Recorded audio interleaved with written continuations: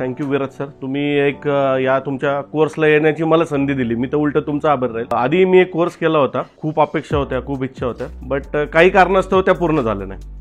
त्याच्यानंतर परत एकदा रिपीट केला कोर्स, तरी पण सेम मला रिझल्ट भेटले नाही. मे बी काही माझ्या चुका असतील, माझे काही चुकलं असेल, मे बी दुसऱ्या चुका असतील. बट त्याच्यानंतर आपण कॉन्टॅक्टमध्ये आलो, आपण एका बॅचला सोबतच होतो. त्यानंतर तुम्ही सांगितलं की काही काही स्ट्रॅटेजी अशा करायच्या असतात वगैरे. त्यानंतर बऱ्याच वेळा मला लक्ष्मी मॅडमचा पण फोन आला होता. त्यांनी सांगितलं की सर तुम्ही एकदा या, नुसतं बसा, काही प्रॉब्लेम नाही, तुम्हाला कळेल. त्याच्यानंतर मी आज जसं काल जॉईन केलं, तर मी पहिल्यापासूनच बघतो स्ट्रॅटेजी यूज कशा करायच्या आणि एक्झॅक्ट एंट्री कुठे घ्यायची आणि एक्झॅक्ट एक्झिट कुठे घ्यायचं. सगळ्यात महत्त्वाचा छोटा पॉईंट मला काय आवडला की आपलं प्रायमरी टार्गेट घेणं आणि गप्प बसणे, हे सगळ्यात छान गोष्ट आवडली. का? कारण की हावरा होतो नंतर माणूस, ग्रीडी होऊन जातो की बाबा मला 100 रुपये प्रॉफिट झाला, 100चा 200 झाला, 200चा 300 झाला. आणि काय होतं, माणूस प्रॉफिट वाढत असला ना आणि एकदम 5000 झालं, काढत नाही, त्याची हाऊस सुटत जाते आणि तेच त्याचं लॉसमध्ये उलटं होतं.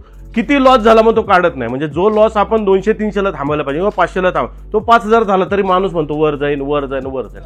बट ही जी तुमची ज्या स्ट्रॅटेजीज आणि ज्या नवीन टेक्निक्स शिकवतात, तर त्याच्यात असं काही होणार नाहीये. तर माझ्या मते तुम्ही जे ह्याचं सांगितलं इन्व्हेंटरीचं, कॉपर इन्व्हेंटरी, आम्हाला माहित नव्हतं काय, म्हणजे फ्रँकली थँक्यू.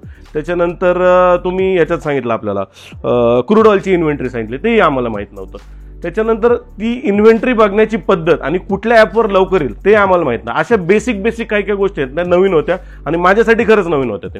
त्याच्यानंतर ऑप्शन ट्रेडिंग तर मी केलेलं नाही आणि कधीच केलेलं नाही. तर तुम्ही जे सांगितलं की क्रूडचं ऑप्शन करा, क्रूडचं ऑप्शन कसा घ्यायचा, कॉल घ्यायचा का पुट घ्यायचा, आणि 4 ते 5 पॉईंट, जास्तीत जास्त 10 पॉईंट घ्या आणि विषय संपून टाका. बेसिकली जी इन्व्हेस्टमेंट आहे बेअर मिनिमम तुम्ही सांगताय. आता तुमच्या क्लासची फी नॉमिनल आहे, 10,000 रुपीचा नॉमिनल फी. जास्त आपण बऱ्याच वेळा भरपूर पण फी भरून पण क्लास करतो, काही काही ठिकाणी 1-1 लाख, 2-2 लाख, 5-5 लाख फी आहे. बट तुमची जी फी आहे नॉमिनल आहे, सगळ्यांना परवडणारी आहे. त्याच्यानंतर तुमच्या ज्या स्ट्रॅटेजी आहेत त्या इझी टू अंडरस्टँड आहेत.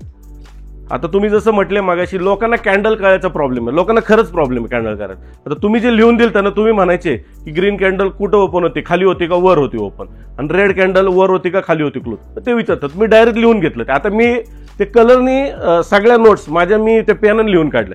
आता त्याचं मी एक प्रिंटआउट, कलर प्रिंटआउट करून जिथं माझं ट्रेडिंग रूम आहे ना तिथं लावणार ते गाळ आणि मग त्यानुसार हे करणार. आणि जसं तुम्ही म्हटले की जेवढ्या स्ट्रॅटेजी दिलेल्या आहेत, तर मे बी आता सरांनी किती 4 ते 5 स्ट्रॅटेजी आपल्याला सांगितलेल्या आहेत. तर तुम्ही जसं म्हटले मागाशी की 1-2 करा पण परफेक्ट करा.